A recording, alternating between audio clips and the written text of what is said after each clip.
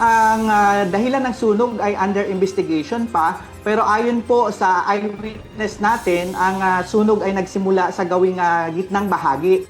Kasalukuyan pang iniimbestigahan ang eksaktong dahilan ng sunog sa Navotas Sanitary Landfill na nagsimula pa noong gabi ng Biyernes, April 10. Ayon sa Bureau of Fire Protection o BFP, nagsimula ang sunog sa gitnang bahagi ng landfill ayon sa isang eyewitness. Hindi accessible sa publiko o hindi basta-basta nakakadaan sa lugar at tanging mga heavy equipment lamang tulad ng bulldozer ang nakakapasok. Ang nasabing landfill po ay non-operational since August of 2025. So ang pinagmulan ay bandang gitna, kaya ang bilis ng pagkalat, no, at hindi naapula agad dahil nga sa accessibility sa bandang gitna. Bagamat wala pang pinal na konklusyon, posibleng spontaneous combustion o kusang pagliliyab o pagkakaroon ng apoy ang tinitingnang sanhi ng mga autoridad. Paliwanag ni BFP spokesperson Fire Superintendent Anthony Arroyo, ang mga nabubulok na organic waste ay naglalabas ng methane gas. Dahil sa matinding init ng panahon at kawalan ng ulan sa mga nakalipas na araw, maaaring ito ang nag-trigger ng apoy sa ilalim ng tambak ng basura.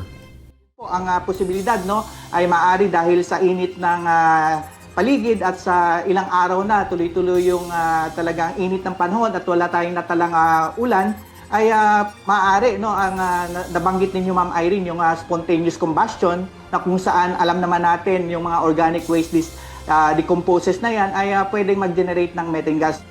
Samantala, inaasahang sisimulan na ang pagtatambak o pagtatakip ng buhangin sa nasusunog na bahagi ng landfill. Ayon kay Navotas Mayor John Ray Tiangco, dumating na ang barge na may kargang buhangin. Hihintay na lang na mag-high tide para makalapit ito sa landfill. So yun po yung barge na may karga ng buhangin at ito yung mga kasamahan po natin dito. Yan po, dito yung mga heavy equipment.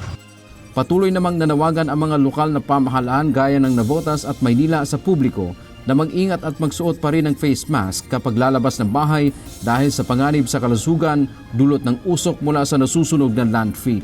Dante Amento, UNTV, News and Rescue. Diyos ang aming sandigan, serbisyo publiko ang aming pinahahalagahan.